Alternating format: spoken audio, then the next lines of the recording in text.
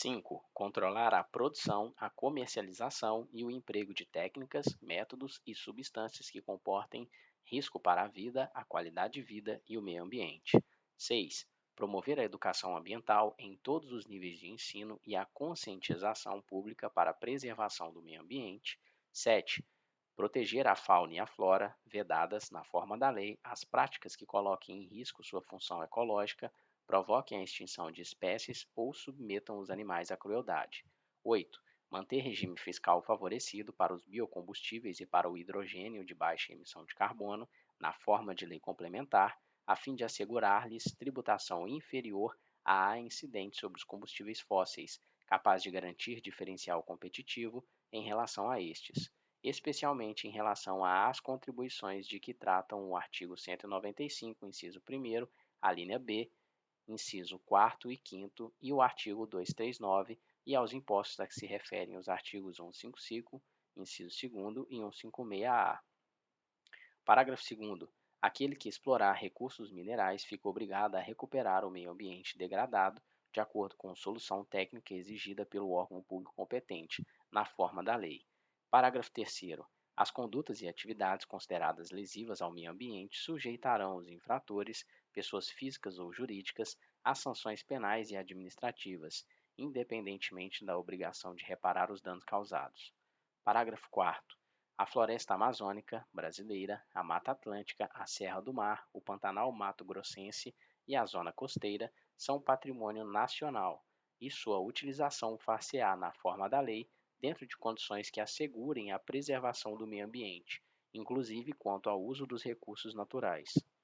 Parágrafo 5º. São indisponíveis as terras devolutas ou arrecadadas pelos estados por ações discriminatórias necessárias à proteção dos ecossistemas naturais. Parágrafo 6º. As usinas que operem com reator nuclear deverão ter sua localização definida em lei federal, sem o que não poderão ser instaladas. Parágrafo 7º. Para fins do disposto na parte final do inciso 7º do parágrafo 1º deste artigo, não se consideram cruéis as práticas desportivas que utilizem animais, desde que sejam manifestações culturais, conforme o parágrafo 1º do artigo 215 desta Constituição Federal, registradas como bem de natureza imaterial integrante do patrimônio cultural brasileiro, devendo ser reguladas por lei específica que assegure o bem-estar dos animais envolvidos. Capítulo 7. Da família, da criança, do adolescente, do jovem e do idoso. Artigo 226. A família, base da sociedade, tem especial proteção do Estado. Parágrafo 1º. O casamento é civil e gratuita a celebração. Parágrafo 2º. O casamento religioso tem efeito civil nos termos da lei. Parágrafo 3º. Para efeito da proteção do Estado, é reconhecida a união estável entre o homem e a mulher como entidade familiar, devendo a lei facilitar sua conversão em casamento. Parágrafo 4º. Entende-se também como entidade familiar a comunidade formada por qualquer dos pais e seus descendentes. Parágrafo 5º. Os direitos e deveres referentes à sociedade conjugal são exercidos igualmente pelo homem e pela mulher. Parágrafo 6º. O casamento civil pode ser dissolvido pelo divórcio. Parágrafo 7º. Fundado nos princípios da dignidade da pessoa humana e da paternidade responsável, o planejamento familiar é livre decisão do casal, competindo ao Estado propiciar recursos educacionais e científicos para o exercício desse direito, vedada qualquer forma coercitiva por parte de instituições oficiais ou privadas. Parágrafo 8º. O Estado assegurará a assistência à família na pessoa de cada um dos que a integram, criando mecanismos para coibir a violência no âmbito de suas relações. Artigo 227. É dever da família, da sociedade, do Estado assegurar à criança, ao adolescente e ao jovem, com absoluta prioridade, o direito à vida, à saúde, à alimentação, à educação, ao lazer, à profissionalização, à cultura, à dignidade, ao respeito, à liberdade e à convivência familiar e comunitária, além de colocá-los a salvo de toda forma de negligência, discriminação, exploração, violência, crueldade e opressão. Parágrafo 1º. O Estado promoverá programas de assistência integral à saúde da criança, do adolescente e do jovem, admitida a participação de entidades não governamentais, mediante políticas específicas e obedecendo aos seguintes preceitos: 1. Aplicação de percentual dos recursos públicos destinados à saúde na assistência materno-infantil. 2.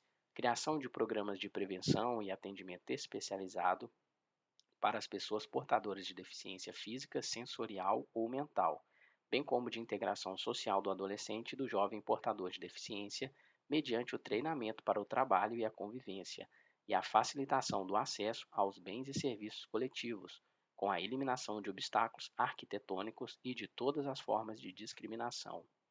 Parágrafo 2º. A lei disporá sobre normas de construção dos logradouros e dos edifícios de uso público e de fabricação de veículos de transporte coletivo, a fim de garantir acesso adequado às pessoas portadoras de deficiência. Parágrafo 3º.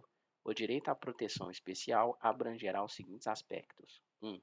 Idade mínima de 14 anos para admissão ao trabalho, observado o disposto no artigo 7º, inciso 33. 2. Garantia de direitos previdenciários e trabalhistas. 3. Garantia de acesso do trabalhador adolescente e jovem à escola. 4. Garantia de pleno e formal conhecimento da atribuição de ato infracional, igualdade na relação processual e defesa técnica por profissional habilitado, segundo dispuser a legislação tutelar específica. 5. Obediência aos princípios de brevidade, excepcionalidade e respeito à condição peculiar de pessoa em desenvolvimento, quando da aplicação de qualquer medida privativa da liberdade. 6. Estímulo do poder público, através de assistência jurídica, incentivos fiscais e subsídios, nos termos da lei, ao acolhimento sob a forma de guarda de criança ou adolescente órfão ou abandonado. 7. Programas de prevenção e atendimento especializado à criança, ao adolescente e ao jovem dependente de entorpecentes e drogas afins. Parágrafo 4º. A lei punirá severamente o abuso, a violência e a exploração sexual da criança e do adolescente. Parágrafo 5º. A adoção será assistida pelo poder público na forma da lei, que estabelecerá casos e condições de sua efetivação por parte de estrangeiros. Parágrafo 6º. Os filhos, havidos ou não da relação do casamento, ou por adoção, terão os mesmos direitos e qualificações proibidas quaisquer designações discriminatórias relativas à afiliação. Parágrafo 7º. No atendimento dos direitos da criança e do adolescente, levar-se-á em consideração o disposto no artigo 204. Parágrafo 8º. A lei estabelecerá: 1. O Estatuto da Juventude, destinado a regular os direitos dos jovens. 2. O Plano Nacional de Juventude, de duração decenal, visando a articulação das várias esferas do poder público para a execução de políticas públicas. Artigo 228. São penalmente inimputáveis os menores de 18 anos, sujeito às normas da legislação especial. Artigo 229. Os pais têm o dever de assistir, criar e educar os filhos menores, e os filhos maiores têm o dever de ajudar e amparar os pais na velhice, carência ou enfermidade. Artigo 230. A família, a sociedade e o Estado têm o dever de amparar as pessoas idosas, assegurando sua participação na comunidade, defendendo sua dignidade e bem-estar e garantindo-lhes o direito à vida. Parágrafo 1º. Os programas de amparo aos idosos serão executados preferencialmente em seus lares. Parágrafo 2º. Aos maiores de 65 anos é garantida a gratuidade dos transportes coletivos urbanos. Capítulo 8 dos Índios. Artigo 231. São reconhecidos aos índios sua organização social, costumes, línguas, crenças e tradições e os direitos originários sobre as terras que tradicionalmente ocupam, competindo à União desmarcá-las, proteger e fazer respeitar todos os seus bens. Parágrafo 1º. São terras tradicionalmente ocupadas pelos índios, as por eles habitadas em caráter permanente, as utilizadas para suas atividades produtivas, as imprescindíveis à preservação dos recursos ambientais necessários a seu bem-estar e as necessárias à sua reprodução física e cultural, segundo seus usos, costumes e tradições. Parágrafo 2º. As terras tradicionalmente ocupadas pelos índios destinam-se à sua posse permanente, cabendo-lhes o usufruto exclusivo das riquezas do solo, dos rios e dos lagos nelas existentes. Parágrafo 3º. O aproveitamento dos recursos hídricos incluídos os potenciais energéticos, a pesquisa e a lavra das riquezas minerais em terras indígenas, só podem ser efetivados com autorização do Congresso Nacional, ouvidas as comunidades afetadas, ficando-lhes assegurada participação nos resultados da lavra na forma da lei. Parágrafo 4º. As terras de que trata este artigo são inalienáveis e indisponíveis e os direitos sobre elas imprescritíveis. Parágrafo 5º. É vedada a remoção dos grupos indígenas de suas terras, salvo a de referendo do Congresso Nacional, em caso de catástrofe ou epidemia que põe em risco sua população ou no interesse da soberania do país, após deliberação do Congresso Nacional, garantido, em qualquer hipótese, o retorno imediato logo que cesse o risco. Parágrafo 6º.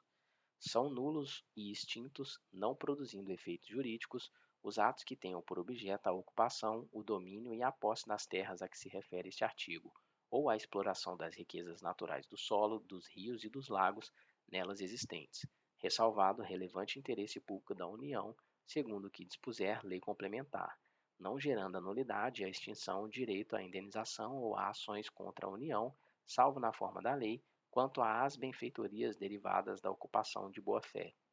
Parágrafo 7º. Não se aplica às terras indígenas o disposto no artigo 174, parágrafo 3º e parágrafo 4º. Artigo 232. Os índios, suas comunidades e organizações são partes legítimas para ingressar em juízo em defesa de seus direitos e interesses, intervindo o Ministério Público em todos os atos do processo.